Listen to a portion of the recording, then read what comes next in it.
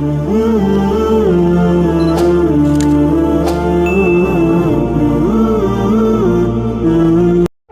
الله الرحمن الرحیم. درس نمبر 66 د میم صفات عارضه او د هغې قواعد بیانېږي. د لر مناوي اته حروفو د صفات عارضه او دپاره هغې کې دریم نمبر حرف میم دی. د میم صفات عارضه څلور دی: غنه زمانی، ادغام مثلین، اخفای شفوي، اظهار شفوي. دا اجمال شو. د دې تفصیل په دې ترتیب دی.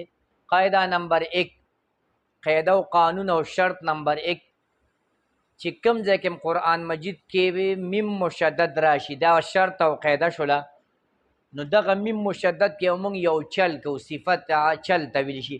چل به دا کو چې غنه زمانی به کوو. غنه گنگنا هټوي پوز نه د خیشوم پوز نلکې ته آواز کوزول او الته بیا یو الف مقدار وخت تېرول زمانی یو الف. لکه مثال دی صم میم فلما آواز یو الف تېر کو. د یو اندازه د دې ګوتې نه معلومیږي صم میم غم. دا پکې وشو. د دپاره شرط راغی چې دا میم مشددي. دا شرط هم شو، دا اصول هم شو، دا قاعده هم شو. بسم الله الرحمن الرحیم. درس نمبر 67 او قاعده نمبر 2 د میم دویمه قاعده او شرط د میم صفات.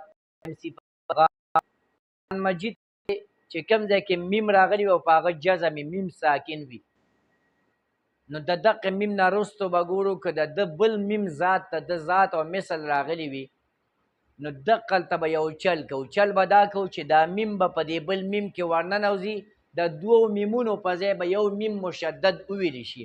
لکه الیکم مرسلون، ادغام به مو شي سره د غنې به وي. الیکم مرسلون میم په میم کې ورننوته نو دوه پیرې به شونډې نه بندوي، یو پیره به شونډې بندې شي، دواړه حروف به ادا شي. او دلته به غنه زمانی مو شي، ځکه چې ادغام دا چل کوي چې د دویم میم کې نه تو دا دویم میم د ادغام مشدد که نو غنه زمانی به مو شي. دې ته ادغام ځکه وي چې یو حرف بل حرف کې نه وته. مثلین ورته ځکه وي چې خپل مثل په خپل مثل کې نه وته دی. دا میم د میم مثل او ذات دی. او شفوي ورته ادغام شفوي ورته ځکه وي چې میم د شفت نه ادا کېږي. مع الغنه ورته ځکه وي چې غنه د دې ادغام د وجې نه پکې پیدا شوله. نو د دې کې به یو الف زمانه وخت تېرو الیکم مرسلون او دوه میمونه به نه وایو. میم درېمه قاعده قانون چې کله میم ساکینې په قرآن مجید کې او نه وروستو با شي، میم چې قرآن مجید کې وي او ساکینې او د وروستو با راغله، دلته به شفا الغنه کېږي. لکه ام به وما هم بمؤمنین. په دې اوس ځان پې اخفا څه مطلب دی؟ د اخفا مطلب دی چوپانه، پټول، خفي. یا د اخفا مطلب دی خفیف، سپکول. نو تاسو چې څنګه صم او میم کې میم وي نو هغه مکمل شونډې جنګولې.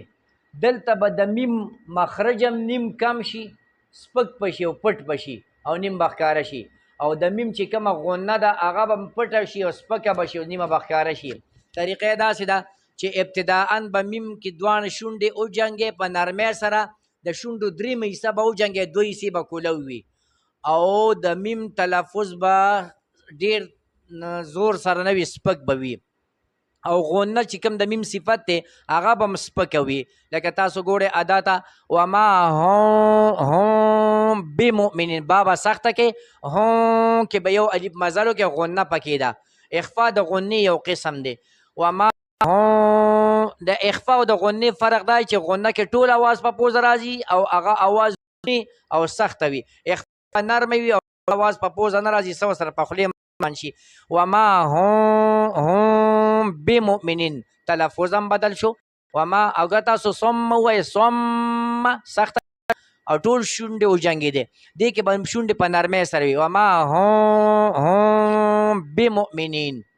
رحیم. درس نمبر 69 او د میم څلورمه قاعده او اخیری صفت هغه دا دی چې کله د میم ساکن وي په قرآن مجید کې او د ده نه وروستو باقي 26 حروف راشي. د باقي نه مطلب دا چې نه ترې وروستو با وي او نه میم وي. ولې په با کې اخفا کوي او په میم کې ادغام کوي. باقي 26 حروف راشي نو دغه میم به ښکاره ویلی شي، د خپل اصلي مخرج نه به ویلی شي، غنې زماني نه به ځان ساتو، د اخفا نه به ځان ساتو، د ادغام نه به ځان ساتو. دغه ما اظهار ښکاره ویلي ته وي، اظهار کل حرف من مخرجه من غیر غنة فی المظهر. غنه زماني به هم نه کوو، صفا به وایو ټول مخرج به جنګو، لکه ام لم، ام کې میم کې غنه زماني مونه شو، توسط به کوئ. انعمت علیهم ولا الضالین. دغه دا 26 حروف چې راشي نون به د خپل مخرج نه وایو او مخرج به مکمل جنګو، غنه زمانی به نه کو، ادغام به نه کو، اخفا به نه کو.